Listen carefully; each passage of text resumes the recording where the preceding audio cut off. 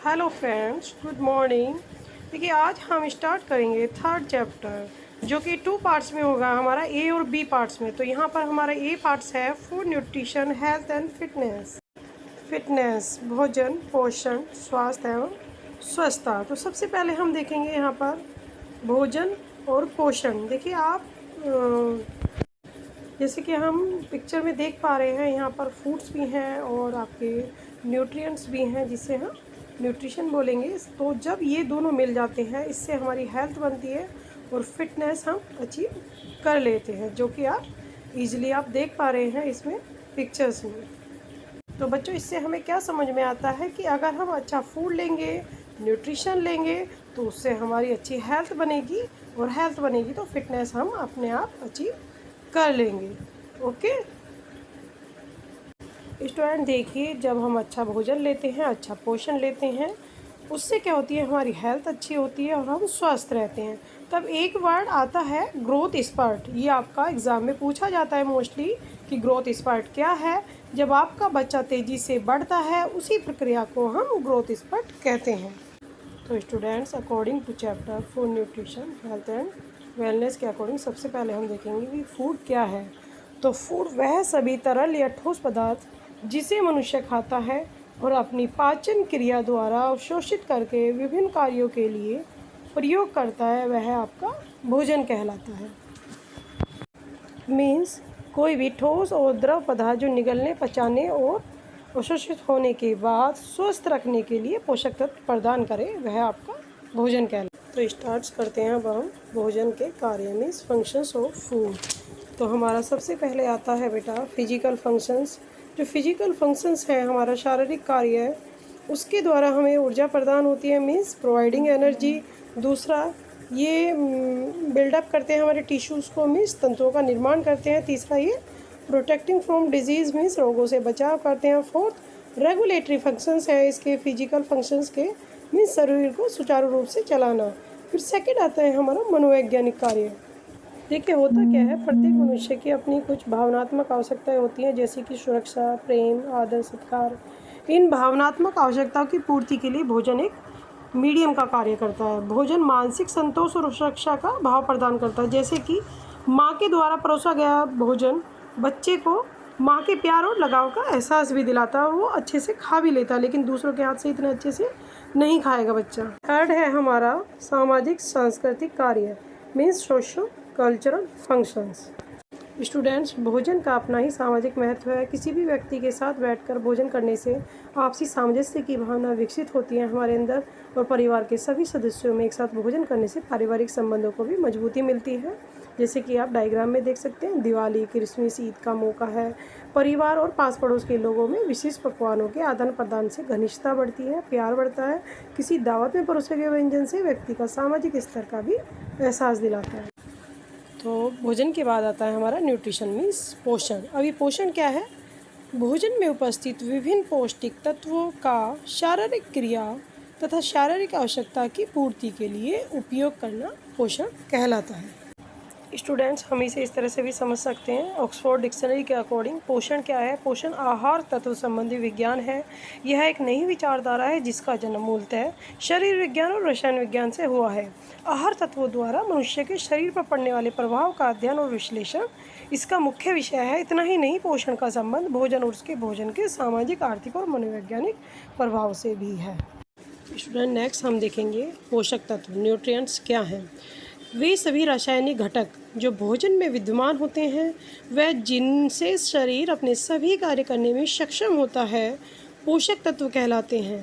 भोजन में पोषक तत्व जीवन के लिए अति आवश्यक होते हैं। तो ये क्या हैं, ये भोजन में विद्यमान घटक होते हैं। दो तरह से वर्गीकृत किए गए हैं। नंबर 1 है अधिक मात्रा में आवश्यक पौष्टिक तत्व, दूसरे होते हैं हमारे कम मात्रा में, तो जिन्हें हम मैक्रोन्यूट्रिएंट्स कह सकते हैं और माइक्रोन्यूट्रिएंट्स भी। जो हमारे मैक्रोन्यूट्रिएंट्स हैं, मीन्स अधिक मात्रा में आवश्यक तत्व हैं, वो कार्बोहाइड्रेट होते हैं, प्रोटीन और वसा होते हैं, और जो कम मात्रा में होते हैं वो विटामिन्स, खनिज लवण होते हैं। स्टूडेंट, जो मैक्रोन्यूट्रिएंट्स होते हैं, ये पोषक तत्व व्यक्ति के आहार का मुख्य भाग होते हैं, मीन्स अधिक मात्रा में लिए जाते हैं, इसीलिए इन्हें वृत्त पोषक तत्व या मैक्रोन्यूट्रिएंट्स भी हम बोलते हैं। इन पौष्टिक तत्वों का मुख्य कार्य होता है ऊर्जा प्रदान करना, शरीर की वृद्धि करना, तंतुओं की मरम्मत करना। इनमें कार्बोहाइड्रेट, प्रोटीन, वसा और जल आते हैं। फिर आते हैं सेकंड माइक्रोन्यूट्रिएंट्स। ये सूक्ष्म पोषक तत्व जिनकी आवश्यकता बहुत ही कम मात्रा में पड़ती है, परंतु ये शरीर के सामान्य रूप से काम करने के लिए बहुत ज़्यादा जरूरी होते हैं। इन पौष्टिक तत्वों का मुख्य कार्य होता है शरीर में विभिन्न रासायनिक प्रक्रिया तथा शरीर के सुचारू रूप से कार्य करने में सहायता प्रदान करते हैं। इनमें खनिज और विटामिन हमारे आते हैं। स्टूडेंट, उसके बाद हम अगर हेल्थ की बात करें तो इसमें हम बैलेंस डाइट देखेंगे। सबसे पहले बैलेंस डाइट में संतुलित आहार। देखिए, संतुलित आहार क्या है? विभिन्न खाद्य पदार्थों के मिश्रण से बना हुआ है आहार जो शरीर की पौष्टिक आवश्यकता के अनुरूप सभी पौष्टिक तत्व उपलब्ध कराए, वह संतुलित आहार कहलाता है। तो स्टूडेंट, संतुलित आहार क्या आहार है जिसमें सारे पौष्टिक तत्व होते हैं, जैसे कि आप डायग्राम में देख रहे हैं।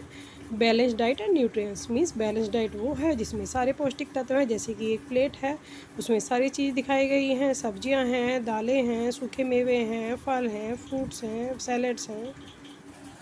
तो स्टूडेंट, नेक्स्ट हम देखेंगे RDA means recommended, R for recommended, D for dietary, A for allowances.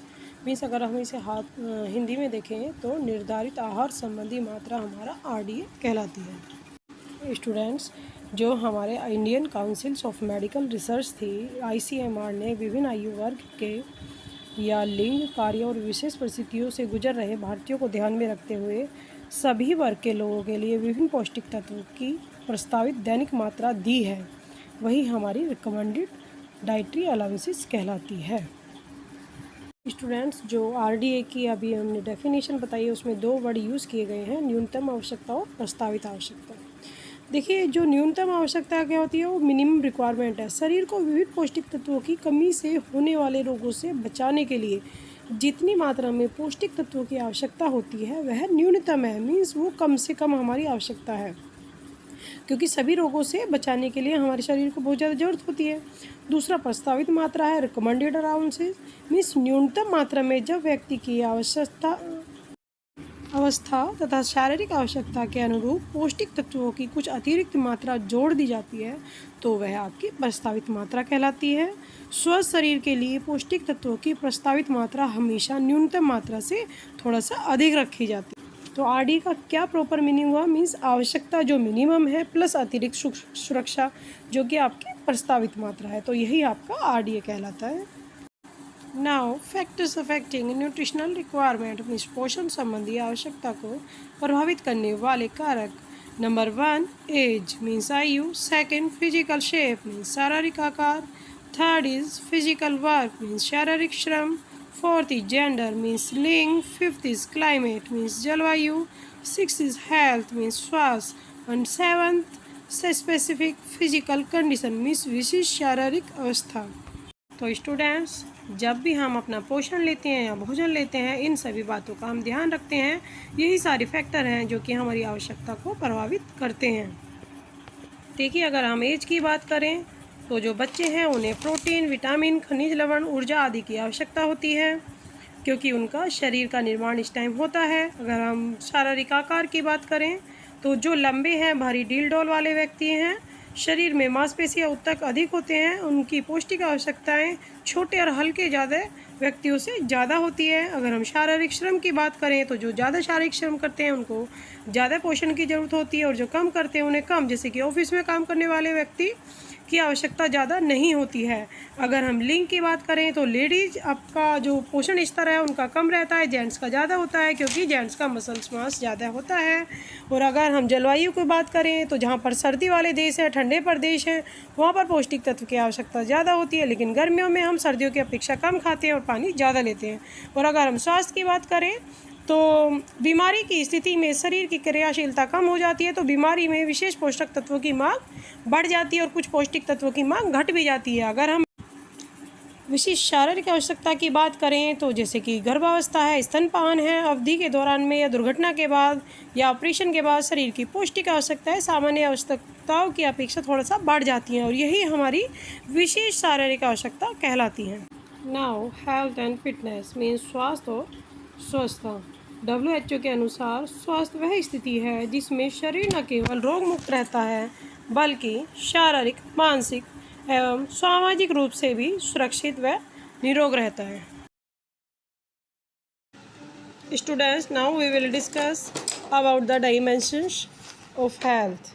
देखिए जो हमारे डायमेंशंस हैं हेल्थ के वो आपके डिफरेंट टाइप के हैं, जैसे कि आप इस चार्ट में देख सकते हैं। सबसे फर्स्ट है आपका फिजिकल हेल्थ, जो कि शारीरिक स्वास्थ्य है, जिसमें वह शारीरिक रूप से व्यक्ति चुस्त दुरुस्त और सजग और रोगों से मुक्त होता है। उसकी चमकदार आंखें होती हैं, सामान्य रूप से भूख लगती है, चमकदार घने बाल होते हैं, चमकदार त्वचा होती है। ये सारे सिम्टम्स आपके फिजिकल हेल्थ में मिल जाते हैं। दूसरा आपका मेंटल हेल्थ है, जिसे हम मानसिक स्वास्थ्य बोलते हैं। इसमें व्यक्ति चिंता और परेशानियों से निपटने में सक्षम होता है, वह कठिन परिस्थितियों से उबरने की क्षमता रखता है, मानसिक रूप से स्वस्थ होता है, उसकी मानसिक क्षमता अच्छी होती है, दूसरों के प्रति सहानुभूति का भाव होता है। थर्ड आता है सामाजिक स्वास्थ्य, जिसे हम सोशल हेल्थ कहते हैं। इसमें दूसरों के प्रति जिम्मेदारी का भाव होता है, लोगों के साथ मधुर संबंध होते हैं व्यक्ति के, सहन क्षमता और सहयोग की भावना होती है। फोर्थ है हमारा आध्यात्मिक स्वास्थ्य मीन्स स्पिरिचुअल हेल्थ मीन्स आध्यात्मिक स्वास्थ्य। इसमें हमारा नैतिक मूल्य जैसे सच्चाई, दूसरों की मदद करना, अपने जिम्मेदारियों का ईमानदारी से निर्वहन करना, ये सब आते हैं। दूसरों के प्रति संयमपूर्ण व्यवहार करना आदि भी इसमें आते हैं। नाउ फिटनेस मीन्स स्वस्थता। तो स्वस्थता यह वह गुण है जो मनुष्य को कठिन कार्य को पूरा करने में समर्थ बनाती है। हमारी शारीरिक फिटनेस 2 टाइप्स की होती है, सामान्य और विशिष्ट। जो सामान्य होती है वो स्वास्थ्य और तंदुरुस्ती की एक स्थिति है। फिटनेस जो विशिष्ट है यह खेल और व्यवसाय के विशिष्ट पहलुओं को करने की योग्यता पर आधारित होती है।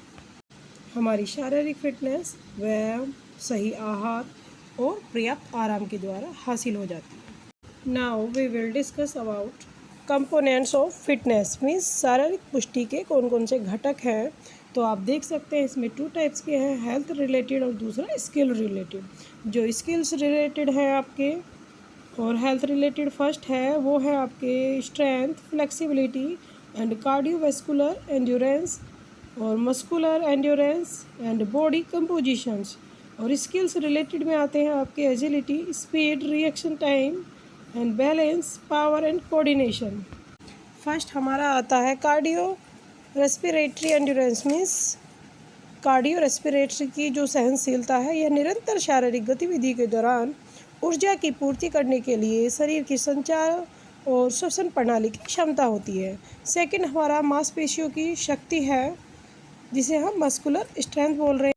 किसी भी कार्य को करने के लिए जब हमारी मांसपेशियां बल लगाती हैं उसी को हम मांसपेशियों की शक्ति बोलते हैं।